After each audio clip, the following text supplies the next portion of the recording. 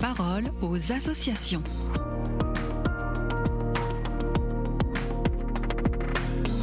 Bienvenue dans la parole aux associations. Je suis avec Florence Gros, directrice de la fondation OCH, Office chrétien des personnes handicapées. Bonjour Florence. Bonjour Alice, bonjour à tous. Alors en ce moment, l'OCH fait un petit tour des villes de France. La fondation est passée à Reims, à Lille, à Rennes et s'apprête à venir à Lyon, Chambéry, Versailles, Nantes, Metz, Paris, Toulouse, Tours, Marseille et Créteil, parce que c'est la saison des journées des mamans organisées donc dans 13 villes. Et dans chacune d'elles, autour d'une équipe organisatrice, de nombreuses mamans confrontées au handicap de leur enfant ou à une maladie ou encore à des troubles psychiques vivent un temps de ressourcement au cours d'une journée entière pensée pour et avec elles. Une maman venue pour la première fois à Reims s'était inscrite sans conviction, avec une peur de l'ennui. Et finalement, elle n'a pas vu la journée passer. Elle était heureuse d'avoir rencontré d'autres mamans, d'avoir récolté des bonnes informations et d'avoir pris le temps de se faire plaisir. Une invitation pour toutes les mamans confrontées au handicap à oser s'inscrire. 10 villes peuvent encore accueillir des mamans. Rencontrer des mamans, les écouter fait partie de votre quotidien. Alors j'ai la chance en effet de rencontrer de nombreuses mamans. Ce sont toujours de belles rencontres. J'apprécie aussi les lire. Dans la revue Ombres et Lumières que publie le CH, plusieurs mamans chroniques. Sophie Lutz, maman de Philippine, polyhandicapée, ou Laetitia Forge d'Arc, maman d'un jeune en souffrance psychique. Elles nous parlent de leur quotidien, de la réalité de leur vie, de leurs espérances.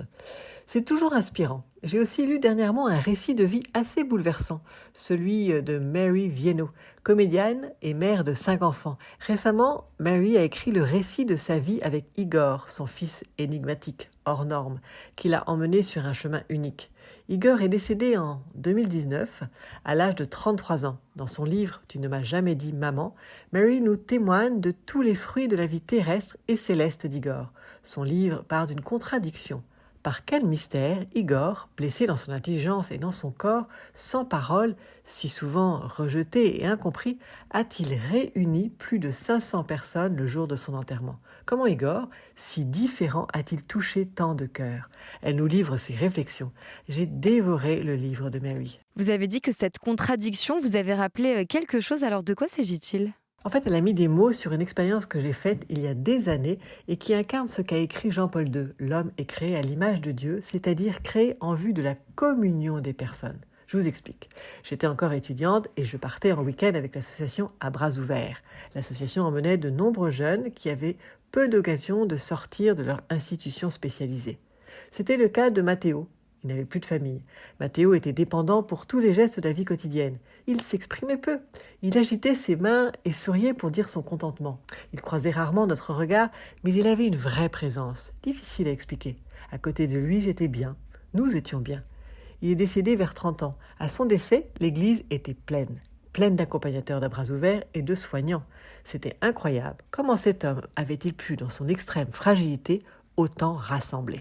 Quelle explication donnez-vous à cette interrogation ? Eh bien, je pense que Mathéo avait donné vie à tout ce qu'il avait côtoyé et à son enterrement, c'était cela dont chacun voulait témoigner.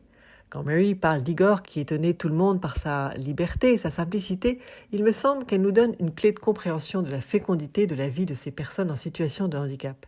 Igor, Mathéo et tant d'autres, n'ayant à donner qu'eux-mêmes, suscitent l'authenticité et la communion autour d'eux. Et c'est bien de cela dont nous avons tous besoin. Cela ne veut pas dire que pour les familles, la vie avec le handicap est facile. C'est pourquoi le CH veut tant prendre soin des proches et notamment en ce moment avec les journées des mamans. Avant d'avoir un diagnostic, Mary, dont je vous parlais à l'instant, s'est heurtée à des difficultés réelles. Elle a entendu des aberrations, comme il faut casser la relation mère-enfant. Pour avancer avec son enfant différent, partager avec des pairs, recevoir des encouragements est souvent vital. Les journées des mamans sont pour vous, chères mamans d'enfants handicapés ou malades. N'hésitez pas à vous inscrire. OCH.fr. Merci beaucoup Florence Gros et on vous retrouve dans 2 semaines pour une nouvelle chronique avec l'OCH sur KTO Radio.